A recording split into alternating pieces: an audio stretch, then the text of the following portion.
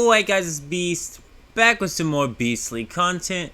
Today we're going to be doing a tour over my oil processing base. So this base is only a harvest base, so we're trying to get the maximum amount of crude out of this plot here, because if you didn't know, you can actually build your refineries anywhere, but you can only pump oil in certain locations on the map. I'm not going to show you where I'm at on the map, because why would I do that? If you know, you know. If you don't, you don't. We will be showing you just a bit of what's going on this base. We have finally finished the oil processing base now, just to make sure and log in on all of my accounts every few days so I don't have to rebuild anything again. So this here is just like a little top floor area. This is like an extra little storage area for like ores or whatever else. Mainly just ores I'm thinking here, but I don't actually ever think we're gonna get to having ores up here unless it's just like Stardust, or that way we can just consistently have source making, because we do have quite a bit of fuel made up. As a matter of fact, I have a full 64 stack of fuel sitting on one of my bases, which is absolutely nuts to me. But let's go ahead and get down from here. This is just like a little top floor observation sort of area here. We get down here and we got a row of nothing but the electric eels just chilling here. Then we got our silver gentleman and our extra dimensional space cat, keeping everybody's moods fully charged. Then we got two grow shrooms here. They're just growing random things. I think one's growing like wheat and one's growing I don't remember, but I have a whole bunch of breed boosting fertilizer over in that containment over there, which we will be getting to in a second. But this room right here in the center, I want to go ahead and show this. Now I have showed this in a previous video. If you haven't seen my video over a amazing electronic part and storage battery farm making these Stardust pumps, it's super duper convenient to have. Go check that out down below. I did showcase this furnace array in greater detail. This is a 16 furnace 4 perk array with 16 of the flame frogs. It is built in between two territory plots, so there's one plot on one side, one plot on the other, and it's right at the edge of the two where they can join, so that I can put 8 on one plot, 8 on the other side. That way I was only using 8 things for the power on one side and 8 slots of deviations on both sides. Super duper easy to do for the most part, and then it's just, you know, connected to my power generators. We do have them all perked up and everything. This thing works absolutely amazing. I literally did a smelt earlier. I've gotten all of my deviations collected on my deviations collection thing. Once again, if you've seen the video over the wish boxes and how amazing it is to have, you know, what's going to be 12 of them, you will see that. Now, this is my like collections thing here, and I need to update this because I think I got a couple more of the trophy things. See, the thing about the trophy things is they're kind of like, you know, you decide to quit trying to gamble on the loot box and just go grab a trophy sort of thing.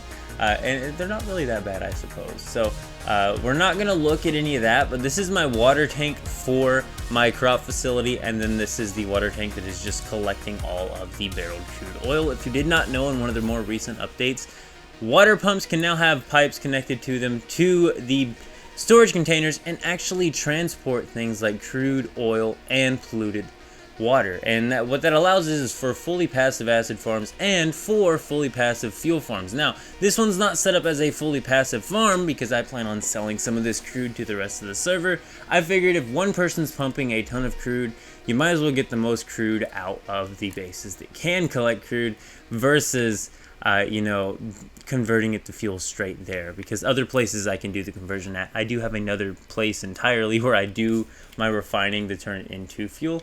But anyway, this is my H37 setup, and this should be a good harvest here because I have actually not harvested this in a very while.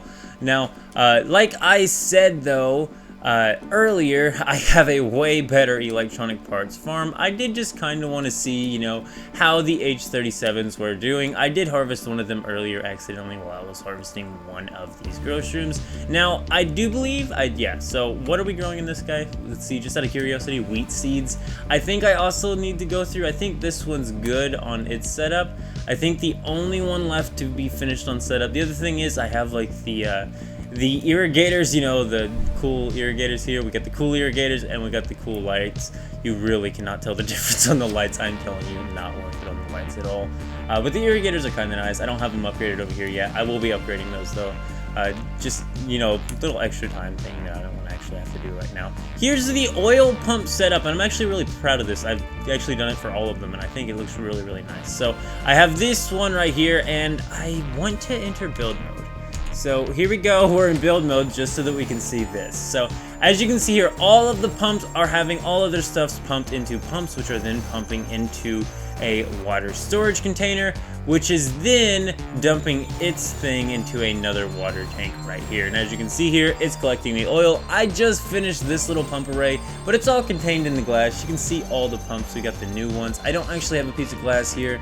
The pumps are kind of sticking out just a little bit too far, and somehow it wouldn't let me place the glass there. But regardless, yeah, that is the pump array here. On to the other side here, I was pretty sure I had this printed. It might be printed and just not showing as printed. Regardless, I will go back and print that once we are done recording here. This is the teleport pad. It's just going to take us, boom, right to the third player plot of this facility. Here's the next growing area and my next storage room of sorts. I also have a disassembly bench here because we do have the wish box array going on here. Like I said, if you haven't seen the previous video, go ahead and check that out. It kind of showcases this wish array in more detail. We might be getting one single harvest in on it today, but aside from that, yeah. And then of course we have a 4 grocery room setup here.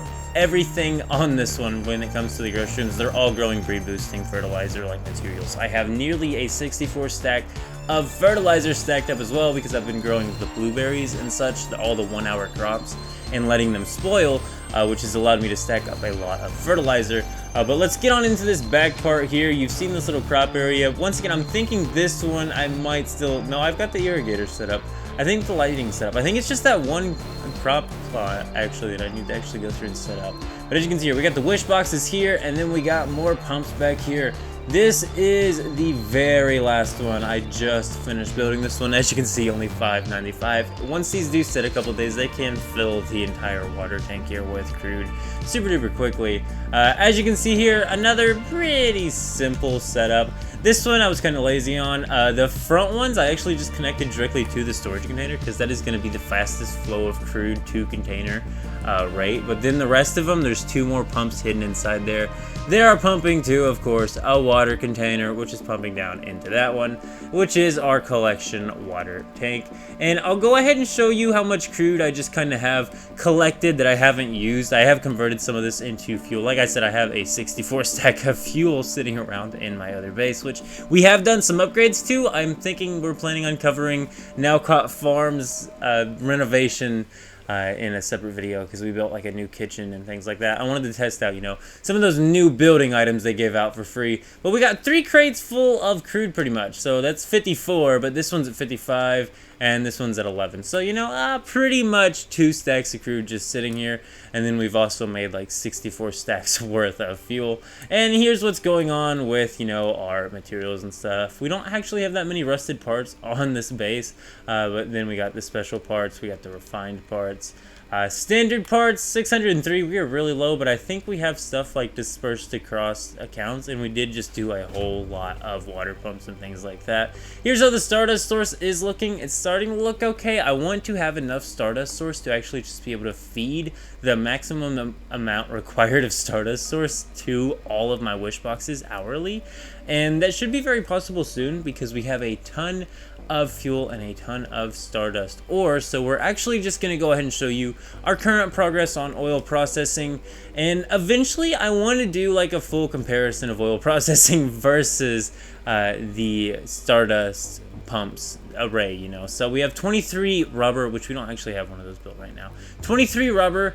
Our E-parts are at about 9K. We do have some dispersed around, and 521 batteries. Do you believe that's like 40K Stardust source or something if we were to convert those right now? We are stacking batteries. I want to fill up like a whole bunch of pumps to the brim with batteries and just let them sit. And that should just be like a full month worth of Stardust source with maximum stacks.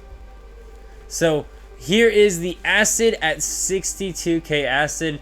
Like I said, it really should not be hard to make a whole ton of batteries. This one is the bronze stack, but let's go ahead and check it out here. So we got 15K steel, and that's all the steel we have. So we've been feeding a lot of the steel plates to our wish boxes, which I think I'm going to go ahead and put a kibosh on that and stop doing that for a second, because we are actually really wanting to stack up those steel plates, because I do want to do a battery setup of some sort eventually. I'm not sure if we're even going to worry about that right now or not.